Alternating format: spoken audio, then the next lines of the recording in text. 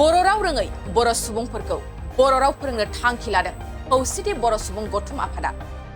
बर' राव रोङैफोरखौ बर' राव फोरोंनो थाखाय मैया कामरुप मेट्र' जिल्ला थामहिनबा गुवाहाटीआव बर' राव सोलोंनाय थावनि बेखेवदों।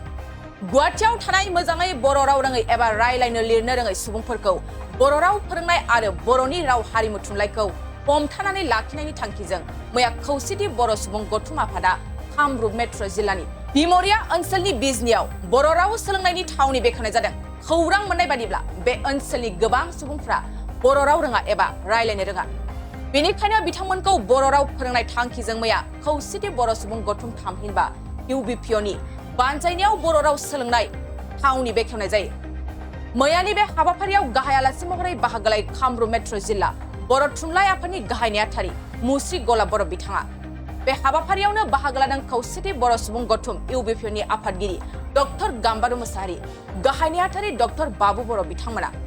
लोगोसे कामरुप मेट्र' जिल्ला UBPOनि आफादगिरि नेहाथारिजों लोगोसे गासै मावथि सोद्रोमा लोगोसे कामरुप मेट्र'नि सिङाव थानाय खौसेथि बर' सुबुं गौथुमनि गासै दखरा आफाद आरो ओनसोलनि रायजो राजाफ्रा मैखोमै बाहागो लानानै हाबाफारिखौ जाफुंसार खालामो। गिबि गिबियावनो नोंथांनि बे इलेक्ट्रनिक मिडियानि गेजेरजों गासैखौबो साबायखर जासिदों। बेयो UBPF आफादा बे गुवाहाटी नोगोरमानि दिमुरिया ओनसोलाव बिजनि गामियाव बर' रावखौ सोलोंनायनि जि बादा बेखेवनाय जादों। बे बादा बेखेवनाय हाबाफारिया थारैनो गोग्गाथावना आरो रंजाथावना आरो बरायथावना।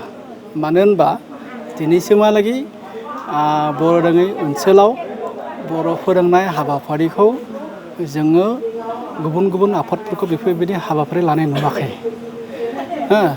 बे बिथिङाव नायोब्ला बे आफादानो गिबिसिन हिसाबै गुवाहाटी नोगोरमानि दिमुरिया बिजनि गामियाव गिबि खेबनि थाखाय बे बर' रावखौ सोलोंनायनि हाबाफारि लादों। बेयो जोंनि थाखाय गोग्गाथावना आरो बरायथावना। बेनि थाखाय आङो गुवाहाटी जिल्ला बर' थुनलाइ आफादनि जानानै बिथांमोननिसिम साबायखर जासिदों। बिथांमोननि बे हाबाफारिया जाहाथे गुबुन गुबुन जायगायावबो बेफोरबायदि हाबाफारि लानायजों लोगोसे जोंनि बर' हारिनि बर' राव रोङै ओनसोलफोराव बर' माहारिखौ बा बर' सुबुंफोरखौ बर' रावखौ सोलोंनायाव आरो फोरोंनायाव मोनसे गोजौ लामा दिन्थिगोन आरो बर' हारिखौ दावगालांनायाव बे हेफाजाब होगोन। बेनिखायनो आं फिन खनसेबाव बे आफादखौ जों जिल्ला आफादनि जानानै रोजा रोजा साबायखर जासिदों। जाहाथे बिथांमोना बेफोरबायदि हाबाफारिखौ इयुनावबो गुबुन गुबुन जायगायाव बेफोरबायदि जागायथों। बाथ्राया जाबायबा जिहेथु जोंहा बिजाब दासान्दि LP स्कुलाव जों मोनो। जों LP स्कुलाव बिदि फोरोंनायनि हाबाफारिया जोङो दोङो। खिन्थु बेफोरबायदि ओनसोलाव जिहेतु जोङो ग्रामाटिकेलि जों थांनो हाया, रावखान्थिजों जोङो थांनाया एसे उसुबिदा जायो। मानो होनबा जों रावखान्थिजों फोरोंनो थाङोबा गोबाव सम नांगोन। जोङो सरासनस्रा जोंनि गेजेराव भाषाखौ फोरोंनो सोलोंहोनो थाखाय जोङो जों जिखिनि बिजाब मोनो जोङो बायनानै जोङो लाबोनांगोन आरो जों बेखौ बिनि दारैनो जोङो फोरोंनांगोन। जों दा एनुवेल पाब्लिकेसन दङ, किताब समले दङ। बेफोरबायदि बिजाब गलाफोराव जोङो बर' भाषा सोलोंनायनि बा बर' राव सोलोंनायनि गोबां माखासे माने मोजां मोजां बिजाबफोर ओंखारदों। बेखौ बायनानै सोलोंनो हायो आरो बेफोरबायदि। आरो बर' राव सोलोंनायनि गोरलै सुबिदा जाबाय मा, जों जिहेथु गुवाहाटी ओनसोलाव बर' रावखौ रायलायनाय जाया बा बुंनाय जाया। जोङो सासे गोरों मानसि, गोरों जेने बे असमियावबो गोरों जानांगोन, बे बर'आवबो गोरों जानांगोन। असमियानि बेखौ बुंबा बर' मा बुजायो, बे बर'आव बेखौ बुंबा आसामिसाव मा बुजायनाय जायो बेखौ बियो फोरोंनो हानांगोन।